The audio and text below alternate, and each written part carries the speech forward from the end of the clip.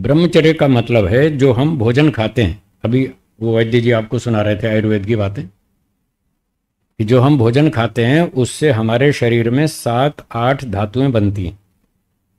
रस, रक्त, मांस, मेद, मज्जा, अस्थि, वीर्य, ओज, ये 8 धातुएं बनती हैं शरीर में। तो इन धातुओं की रक्षा करना, इनको नष्ट नहीं करना, इनको शरीर में सुरक्षित रखना, ये ब्रह्मचर्य है। और उसके साधन है, फिर उसका साधन है मन और इंद्रियों पर नियंत्रण रखना, मन इंद्रियों पर कंट्रोल रखना। अगर ब्रह्मचर्य का पालन करेंगे तो ईश्वर में रुचि बनेगी, तो आपका ध्यान में मन टिकेगा। ये सारे यम नियम ये ईश्वर की ओर आगे बढ़ाने वाले हैं, योगाभ्यास में रुचि उत्पन्न करेंगे। इनके पालन से हमारा मन शांत रहेगा, हमारे नियंत्रण में रहेगा, तो फिर हम उसको ईश्वर में भी टिका सकते हैं। इसलिए ब्रह्मचर्य का पालन करें, भोग विलास से बचें, फालतू भोग विलास से बचें, संयम से रहें, मन पर कंट्रोल रखें, इंद्रियों पर कंट्रोल रखें। सभी इंद्रियों पर कंट्रोल रखना है, 5 पर, एक पर नहीं, सभी पर। और इन सब पर कंट्रोल रखने के लिए मन पर कंट्रोल रखें। यदि मन पर नियंत्रण रहेगा तो सभी इंद्रियों पर रहेगा, मन पर नियंत्रण नहीं है तो किसी भी इंद्रिय पर नहीं रहेगा। इसीलिए तो वो गीत गा रहे थे, दिल है कि मानता नहीं इसीलिए तो गा रहे थे। इस दिल को ही तो मनाना है।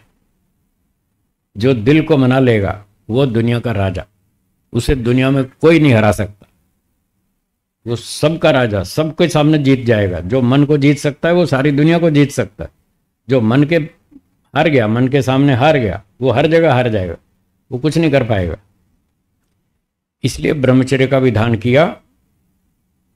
अब मन और इंद्रियों का नियंत्रण कैसे करें, उसके लिए दिनचर्या बनाएं। रात को जल्दी सोना, सुबह जल्दी उठना। जल्दी सोने का मतलब 9 बजे 10 बजे, जो शास्त्रों में लिखा है जल्दी सोने का मतलब 9 बजे 10 बजे रात को सो जाए। और जल्दी उठना, जल्दी उठने का मतलब सुबह 4 बजे उठना। अब लोग कहेंगे जी 4 बजे कैसे उठेंगे, 4 बजे तो आधी रात होती है 4 बजे कहाँ उठ सकते हैं। मैंने आपको शास्त्र का नियम बताया, ब्रह्मचर्य का पालन करना हो तो ये नियम है। जल्दी सोएं, जल्दी उठें। आप नहीं सो सकते तो थोड़ा लेट करें, आधा घंटा छूट, 10 के 10:30 सो जाओ, 11 तक सो जाओ, बस 1 घंटे की छूट, ज़्यादा नहीं। कोशिश करें 10 बजे सोने की, नहीं तो 10:30 और नहीं तो 11 तक सो जाएं। इसके बाद ना जागें, नहीं तो आपका शरीर बिगड़ेगा, बुद्धि बिगड़ेगी, पेट बिगड़ेगा, पाचन शक्ति बिगड़ेगी, स्वास्थ्य बिगड़ेगा। और सुबह 4 बजे उठें, नहीं उठ सकते 4:30 उठें, 5 बजे उठें, बहुत आलसी हो तो 6 बजे 6 तक तो उठ जाए, 6 के बाद नहीं सोना। ठीक है, दिन में आधा घंटा आराम कर लें, कोई बात नहीं, उसकी छूट है। सुबह जल्दी उठें। Early to bed, early to rise makes a man healthy wealthy and wise. बचपन से सबने रट रखा है, हाँ या ना, सबने रट रखा है। प्रैक्टिकल बिल्कुल उल्टा, प्रैक्टिकल उल्टा। थ्योरी तो ठीक है, early to bed early to rise, पर प्रैक्टिकल कैसा, late to bed late to rise, देर से सोना देर से उठना, तो रिजल्ट भी उल्टा होगा। Late to bed late to rise makes a man unhealthy unwealthy unwise, तो तीनों काम उल्टे हो जाएंगे। अनहेल्दी, रोगी होंगे। देख लो आज सारा देश रोगी है, क्यों? देर से सोते हैं और देर से उठते हैं, इसलिए रोगी हैं, शरीर ठीक नहीं है, स्वस्थ नहीं है। अनवेल्दी और अनवाइज, अनवाइज बुद्धि भी कम हो जाएगी। रात को देर तक जागने से, सुबह देर तक सोने से बुद्धि कम हो जाती है, शरीर रोगी होता है। जब शरीर भी रोगी, बुद्धि भी ठीक नहीं है, तो पैसे क्या कमाएंगे? पैसे कमाने के लिए शरीर स्वस्थ होना चाहिए, बुद्धि बढ़िया होनी चाहिए, तो आप पैसे कमा सकते हैं। इसलिए कहा था जल्दी सो जल्दी उठो, शरीर भी ठीक, बुद्धि भी ठीक, पैसा भी ठीक। जिसकी तीनों चीजें ठीक हैं वो सुखी है। शरीर भी स्वस्थ है, बुद्धि भी अच्छी है, पैसे भी टके भी ठीक हैं, वो आदमी सुखी है। और ये सारे फायदे हो जाएंगे एक ही काम से, जल्दी सोना जल्दी उठना। तो मन पर भी नियंत्रण रहे, शरीर पर भी, इंद्रियों पर भी, सब पर। उपाय यही है कि जल्दी सोएं जल्दी उठें, थोड़ा व्यायाम करें, एक्सरसाइज करें अपनी उम्र के हिसाब से, शक्ति के हिसाब से, जितनी शक्ति हो उतना व्यायाम करें, दंड बैठक लगाएं, वेट लिफ्टिंग करें, हैं, जॉगिंग करें, पीटी करें, आसन करें, जो भी करें, सैर करें। बूढ़े लोग सैर करें, और भारी व्यायाम नहीं कर सकते तो सैर ही करें, कम से कम कुछ तो करें। खाना पीना कंट्रोल में रखें, संयम से खाएं, सुख लेने के लिए नहीं, जीवन रक्षा के लिए खाएं। अच्छा अच्छा भोजन बनता है घरों में, खूब स्वादिष्ट बनाते हैं लोग, घंटे घंटों रसोई में मेहनत करते, 2-2 3-3 घंटे लगाते, और फिर खूब टेस्ट ले लेकर खाते हैं, स्वाद ले लेकर खाते हैं। और जब स्वाद लेना ही, सुख लेना ही लक्ष्य हो तो फिर ज़्यादा ही खाते हैं, फिर कम थोड़ी खाते हैं।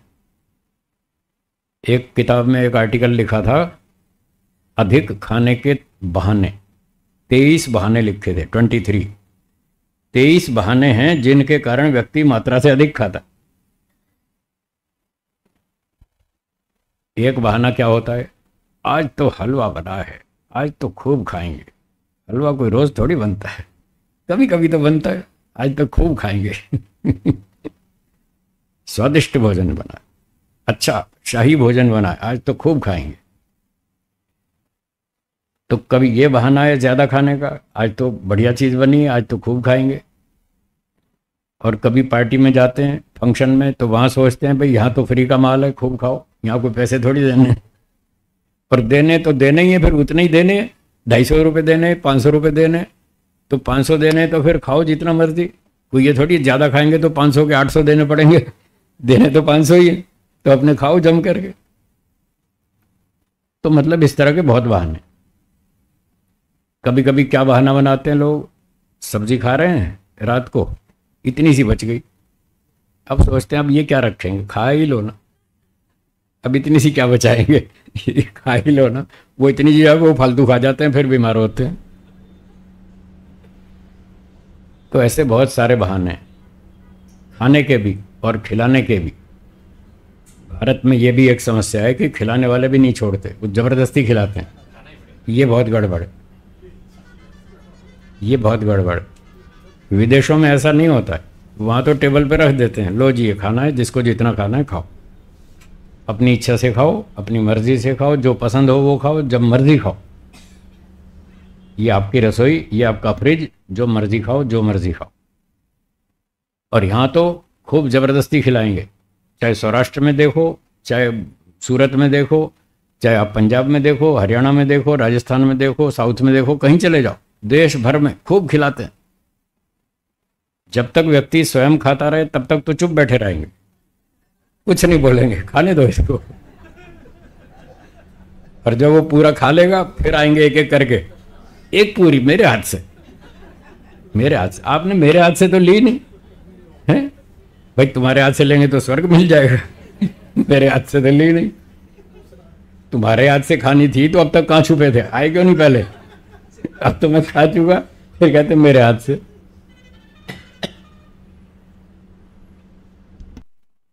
फिर कहेंगे आप रोज रोज थोड़ी हमारे घर आते हो, कभी कभी तो आते हो, गुरुजी साल में एक बार आते हो, आज तो खूब खिलाएंगे।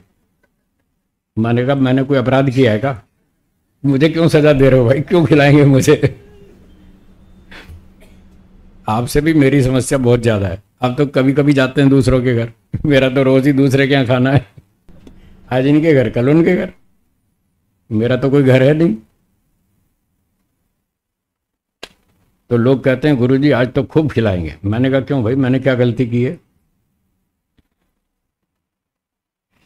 एक व्यक्ति से पूछा कि आप अपनी इच्छा से खाते हैं या मेरी इच्छा से खाते हैं? बोले मैं अपनी इच्छा से खाता हूँ। तो मैंने कहा फिर मैंने क्या अपराध किया कि मैं अपनी इच्छा से नहीं खा सकता? आप मेरे ऊपर ज़बरदस्ती क्यों कर रहे हो भाई? आप अपनी इच्छा से खाते हो, मुझे भी खाने दो, जितनी मेरी इच्छा है मैं उतनी खाऊंगा, ज़्यादा क्यों खिलाते हो? तो आज ये भी संकल्प लेकर जाएं कि ज़बरदस्ती नहीं खिलाएंगे। बोलिए हाँ, आज पक्का संकल्प करके जाए, नहीं तो पाप लगेगा। आप ज़्यादा खिलाते हैं उससे आपको पाप लगेगा। लोग समझते हैं हम ज़्यादा खिलाएंगे हमको ज़्यादा पुण्य मिलेगा। पुण्य नहीं मिलेगा। अगर आपने ज़्यादा खिलाया और आपके ज़्यादा खिलाने से सामने वाला बीमार हो गया, रोगी हो गया, तो उसका पाप लगेगा, उसका दंड मिलेगा।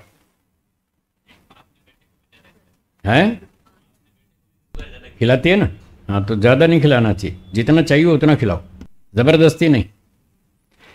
आर्य समाज के 10 नियम याद हैं? याद है? अच्छा, 10वां नियम बोलिए, अंतिम 10वां। सब मनुष्यों को सामाजिक सर्वहितकारी नियम पालने में परतंत्र रहना चाहिए और प्रत्येक हितकारी नियम में सब स्वतंत्र रहें। सामाजिक नियम में परतंत्र रहो, व्यक्तिगत नियम में स्वतंत्र रहो। भोजन खाना सामाजिक नियम है, सबको खाना पड़ेगा। ये नहीं कहे रामायण जी कहेंगे मैं नहीं खाऊंगा। क्यों नहीं खाएंगे भाई? जब जीना है सबको तो रोटी तो सबको खानी पड़ेगी। हैं, अमित जी कहेंगे मैं तो नहीं खाऊंगा। क्यों नहीं खाओगे भाई? वो तो खाना पड़ेगा।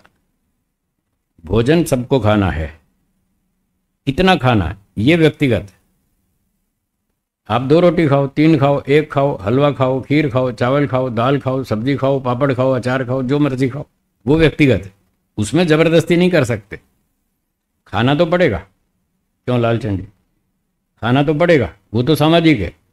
हाँ, सबके लिए लागू होता है, पर कितना खाना ये व्यक्तिगत है। हर एक की पाचन शक्ति अलग अलग है। अभी सुना रहे थे वैद्य जी, ज़्यादा खाओगे बीमार पड़ोगे। तो आयुर्वेद के नियम हैं स्वस्थ रहने के। ज़्यादा खाएंगे तो बीमार पड़ेंगे, और बिल्कुल नहीं खाएंगे तो बीमार पड़ेंगे, और गलत सलत खाएंगे तो बीमार पड़ेंगे। आयुर्वेद में 4 प्रकार का योग बताया। वो योग अलग है, जो मैं अष्टांग योग की बात कर रहा हूँ, ये योग अलग है, वो योग अलग है। आयुर्वेद में भी योग की बात आती है। 4 प्रकार का योग है। चलिए प्रसंग से बता देता हूँ। एक है अयोग, बोलिए। दूसरा है अति योग। तीसरा है मिथ्या योग, और चौथा है समयोग। ये 4 प्रकार का योग बताया। यहाँ योग का मतलब इंद्रियों का विषय सेवन। इंद्रियों से जो हम विषयों का सेवन करते हैं उसका नाम है योग। इंद्रियों का अपने विषयों के साथ कनेक्शन, योग। यहाँ पर योग का मतलब ये। अयोग, इंद्रियों का विषयों के साथ योग करना ही नहीं। जैसे गांधारी ने आंख पे पट्टी बांध ली, मैं देखूंगी ही नहीं, ये अयोग है। अयोग भी दुखदायक है। जब आंख बंद कर लेंगे, देखेंगे ही नहीं तो गिरेंगे, चोट खाएंगे। भगवान ने आंख किस लिए दी है? पट्टी बांधने के लिए थोड़ी दी है। आंख से देखो, सड़क पे ध्यान से चलो, गड्ढे से बचो, खाई से बचो, टक्कर से बचो। तो अयोग दुखदायक है। अति योग, आप 20-20 घंटे जागते रहें, सोएं ही नहीं, पूरी नींद का पूरी ना लें नींद, वो अति योग है। अधिक प्रयोग करना इंद्रियों का, तो अधिक करना वो भी दुखदायक है। बिल्कुल प्रयोग नहीं करना वो भी दुखदायक है। और मिथ्या योग, गंदी फिल्में देखना, गंदे दृश्य देखना, ये मिथ्या योग है। कान से गंदे गीत सुनना, गंदी बातें सुनना, ये मिथ्या योग है।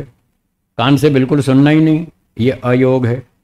कान से 20 घंटे सुनना, ये अति योग है। और जितना उचित है उतना सुनना, ये समयोग। जितना उचित है उतना देखो। भद्रम कर्णेभिः शृणुयाम देवा, भद्रम पश्येम अक्षभिर्यजत्रा, ये वेद के मंत्र है। हे भगवान, हम आँख से अच्छा दृश्य देखें, कान से अच्छी बातें सुने, ये समयोग है, ये सुखदायक। तो आयुर्वेद कहता है 4 प्रकार का योग है, जिसमें से 3 तो दुखदायक है, 1 सुखदायक है, समयोग। तो सभी इंद्रियों का समयोग करना, उचित उपयोग करना, वो सुखदायक है। ये ब्रह्मचर्य का पालन। मन का भी नियंत्रण, इंद्रियों का भी नियंत्रण, ठीक ठीक उपयोग करें। तो बिल्कुल नहीं खाना, ये अयोग है। और मात्रा से अधिक खाना अति योग है। और अंडे मांस खाना, ये मिथ्या योग है। और शाकाहारी भोजन खाना, अपना उचित भूख के हिसाब से खाना, ये समयोग।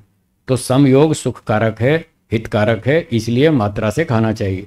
ना तो ज़्यादा स्वयं खाना चाहिए, ना दूसरे को ज़बरदस्ती खिलाना चाहिए, उसमें फिर पाप लगेगा, दंड मिलेगा। ठीक है, तो मैं आज से आशा रखूं कि आप आगे से ज़बरदस्ती नहीं करेंगे। है जी। कौन कौन संकल्प ले रहे हैं? जबरदस्ती नहीं करेंगे। बहुत अच्छा, धन्यवाद, बहुत बढ़िया। तो ये ब्रह्मचर्य की बात थी। दिनचर्या ठीक करें, व्यायाम करें, ध्यान करें, ईश्वर का ध्यान करें, स्वाध्याय करें, अच्छी अच्छी पुस्तक पढ़ें, वेदों की, ऋषियों की ग्रंथ पढ़ें, स्वाध्याय करें, सत्संग में जाएं, अच्छी बातें करें, संसार की राग द्वेष की बातें छोड़ो, बहुत कर ली, बहुत हो गई, अब उसको खत्म करो। योगश चित्त वृत्ति निरोधा। और अपने व्यवहार को शुद्ध करें, अच्छी भाषा बोलें, मीठी भाषा बोलें, अहिंसा का पालन करें, सत्य का पालन करें, झूठ नहीं बोलें, छल कपट नहीं करें, धोखाधड़ी नहीं करें, कठोर भाषा नहीं बोलें, निंदा चुगली नहीं करें, चोरी नहीं करें, शरीर से, मन से, वाणी से, और ब्रह्मचर्य का पालन करें, सब इंद्रियों को कंट्रोल में रखें। ये है यम नियम। ऐसा पालन करेंगे तो दुनिया सुखी, कोई शिकायत ही नहीं, सब लोग अच्छी तरह ईमानदारी से जिएंगे, स्वयं सुखी रहेंगे, दूसरों को सुख देंगे। तो इस प्रकार से व्यभिचार आदि बुरे कर्म नहीं करना, मन इंद्रियों पर संयम रखना, उचित उपयोग करना, ये ब्रह्मचर्य कहलाता है।